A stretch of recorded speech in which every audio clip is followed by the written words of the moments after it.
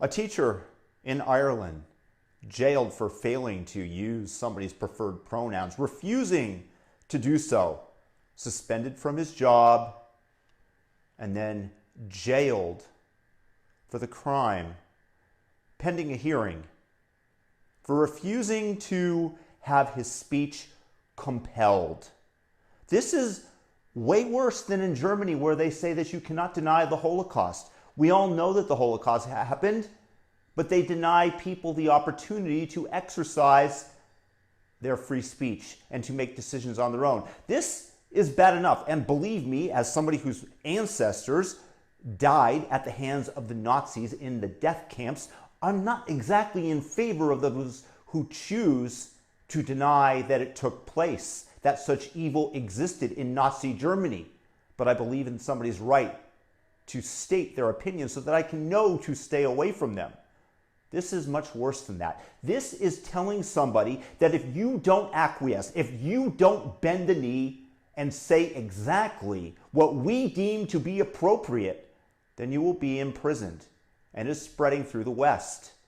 In Great Britain, they will arrest you if somebody has taken offense to something that you said. And it is in the mind of the perceived victim, the self-proclaimed victim, which will allow the police then to subsequently investigate and perhaps arrest you. Free speech in this world is coming under attack by those who want to control you. This is an exercise in control. And to all those people in the past who stated, no, no, no, no, it's never going to come to that. These are just laws on the book because we want to recognize other people's desires. We want to be compassionate. There's nothing compassionate about arresting somebody who refuses to bend the knee to your progressive, quote unquote, whims. And the progressives, the problem is they continue to progress. They cannot just take a victory and go home, which is why we must deny them from stepping into our freedoms, from stepping on the path to the destruction of them. This is protected in the United States by the U.S. Constitution, by the First Amendment, by the Second Amendment, thank God. But believe me, when the powers that be in California, New York, and all the crazy lefty states are going to do their best to destroy them, as they're doing in California right now, where they are threatening to take away doctors' licenses unless they go along with the COVID narrative in the state as defined by the bureaucrats and the science, which of course has gotten many things wrong. And the only reason that they've changed their opinions that they publish publicly, because it's not science, is because they've been receiving pushback. And the whole point of science is to be able to question what is out there, to be able to question the narrative. And that is how science progresses.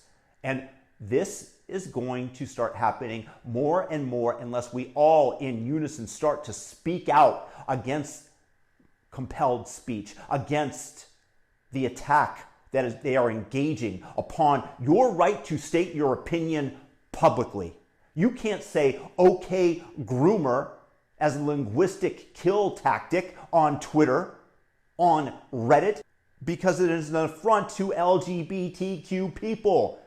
Essentially, they're saying that all members of this group are groomers, that they are sexualizing children, which is not the case. But this is the way that they suppress the speech. And this is just another extension of it in the real world. So join in support of this Irish teacher who is having his speech attempted to be compelled, and stand up to these totalitarians who are slowly spreading their cancerous doctrine of what you are allowed to say. And as it metastasizes, it will engulf more and more of speech, of dialogue, of discourse, until they have total control and have no questions coming at them, as they have in China. They are imitating the Chinese playbook and attempting to install a social credit score here in the West. And we must resist this with everything that we have, so that the freedoms of our children are maintained, so that they can grow up in a world